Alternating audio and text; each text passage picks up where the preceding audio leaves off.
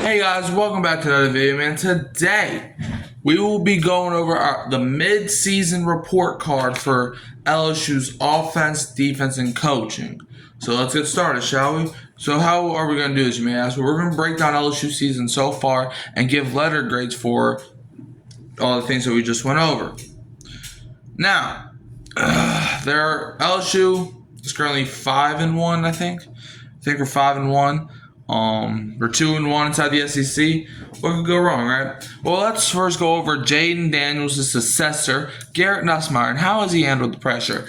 Not well. Look, Nussmeier, he's a solid quarterback. He's not bad necessarily, but he's not this world beater that LSU really needs. Like, we don't need him to be amazing like a Joe Burrow or anything, but we need him to be good, and that's what Nussmeier's not right now.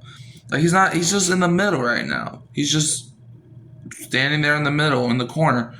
And it's like, I don't know what to do. So, I'm going to grade Garrett Nussmeier. I'm going to give him a C as of right now, which is not good for Nussmeier standards. He doesn't really have standards, but this is the second year he's starting since Jaden Daniels got drafted by the Commanders.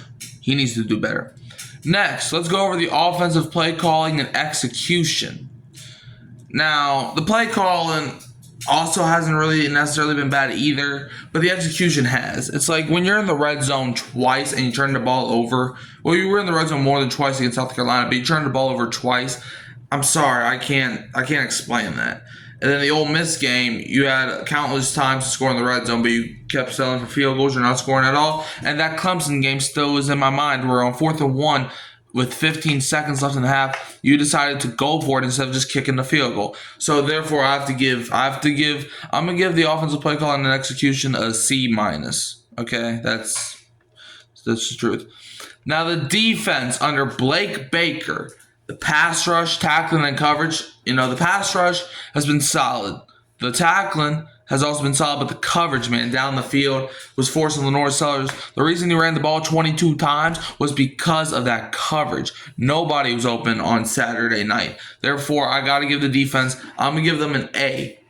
I'm going to give them an A because also the defense has only allowed more than 10 points one time. That was against Ole Miss in the game that we lost. Other than that, they've been perfect, basically. Other than that 72-yard touchdown run against South Carolina cannot score. So I'm giving LSU's defense an A this season. Coaching adjustments. How's Brian Kelly's midseason performance going? Not good. I'm going to give this man a D- because the amount of times that he calls timeouts for no reason, the amount of times where it's like he gets mad for no reason. It's like, you can be mad, but it's like he just says nonsense. Like after the Florida game, he went on the thing and was like, we can run the ball. No, you can't. That's been our problem since week 2. You have not been able to run the ball since week 1. You got to be better, so you got D-. But, yeah, so what's your grade for LSU so far? Leave it down in the comments below.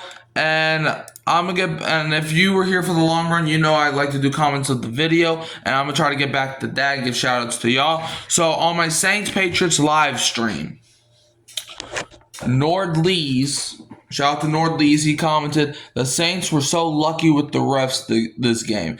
And I would like to comment on that. And I kind of commented on it as well in the chat, but it's like, yeah, like, look, the referees, they were bad on both sides of the ball. I'm not just saying that the Saints were the only ones that got robbed that game, but it's like, that game, the referees just didn't do good. Like, the Chris Olave play where he fumbled the ball, but they ruled it incomplete, that's bad. And then the Patriots touchdown that they wiped off the board because of an offensive pass interference with Stephon Diggs, that call was the less egregious one in my opinion, but I still wouldn't have called that. And then the most common one, the fumble that Juwan Johnson was clearly down. And I heard the NFL is investigating it, which they should.